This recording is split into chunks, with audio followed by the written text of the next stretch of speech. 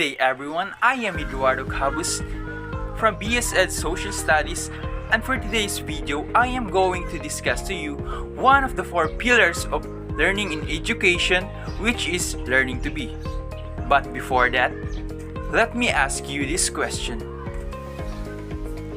Have you asked yourself on what you can do for the future generation? How can students learn the things they need for the future? How can they be able to defend themselves in a world full of constant change? What makes the basic of a good education? Why did you decide to become an educator? There are four pillars of learning in education.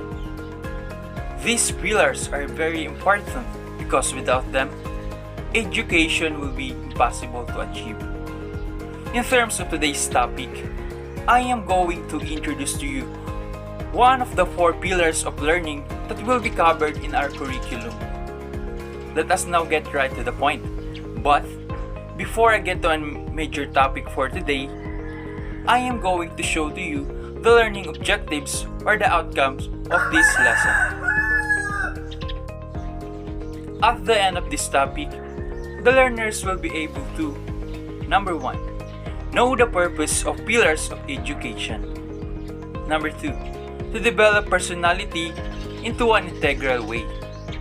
Number 3, to instill in students a belief that an education based on the four pillars of knowledge will produce future leaders. UNESCO Commission under the leadership of Jacques Delors proposed four pillars that education could rest upon. The learning to be, first used as the title of the 1972 report to UNESCO of the International Commission on the Development of Education. It refers to the role of education in developing all the dimensions of the complete person: the physical, intellectual, emotional, an ethical integration of an individual into a complete man, which is a broad definition of the fundamental aims of education. In Learn to Be, there are important things that we need to consider. Number 1 is holistic development. Education is incomplete if it does not include the holistic development of the learner's physical, intellectual, emotional, social, ethical, and spiritual aspects. For example, every year, we're celebrating activities such as intramurals or sports activities, United Nations activities, and so on. Because a student's education is focused not only academically, but also outside of their prospective capabilities. Number 2, each learner is unique. Each of us has our own personality, dominating intelligence, and additional abilities that are waiting to be discovered or developed. Our personality is influenced by our individuality, talents, skills, attitude, interest, and even our flaws. Number 3, our individuality brings unique contribution to the society. When a person learns to become the person God created them to be, it will undoubtedly help him to achieve his life's goals. The International Commission on Education for the 21st century picked up this theme and clearly set as fundamental principle that education must contribute to the all-around development of each individual. Mind and body, intelligence, sensitivity, aesthetic sense, personal responsibility, and spiritual values.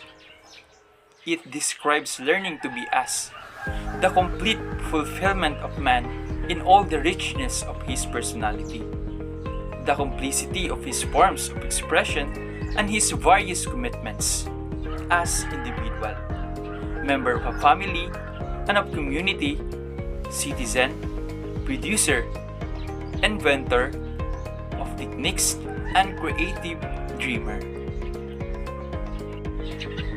For Kant, at the end of the 18th century, man is the only creature that needs to be educated, and continues by Charlotte in 2000. Man is born unfinished, needs to do himself, is fragile, but has plasticity. It's not like the irrational animal that's defined by the species, that is defining itself throughout its history. The report submitted to UNESCO warns that education is a continuous, lifelong process, constantly updated, and that it is a full quality. Thus, learning to be contributes to the integral formation of the individual in all sectors of knowledge, namely intelligence, thinking skills, and criteria of logical reasoning, argumentation based on culture, diversities, and scientific knowledge.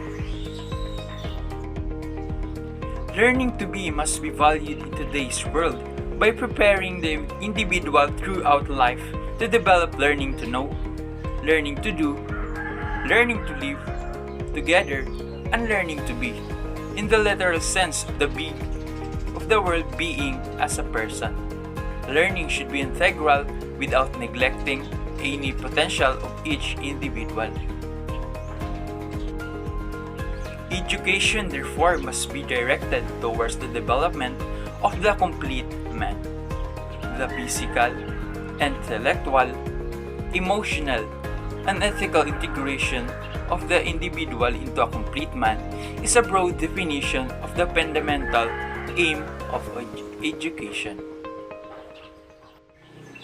This pillar focuses on the total development of a human person, achieving one's highest potential by developing all aspects like moral, social, spiritual, physical, and intellectual.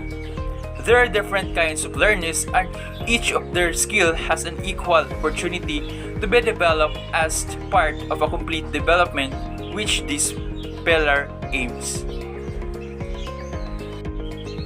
I believe as a future educators, we must combine all the pillars. All make the basis of a good education. We need to give the students knowledge in order to gain the competences they need to outstand in their future. We must give them tools that they need to recognize the world around them, exercise their memory, attention, and thought. If they have the knowledge they learn to do, they materialize what they have in their brains, each one according to their best level and capabilities. They learn to make judgments about right and wrong so they can think critically.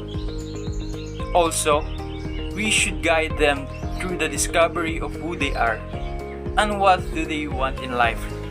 We must provide all the possible experience so they can reach to those answers. If they know who they are, accept and love themselves, they will accept and tolerate and love others.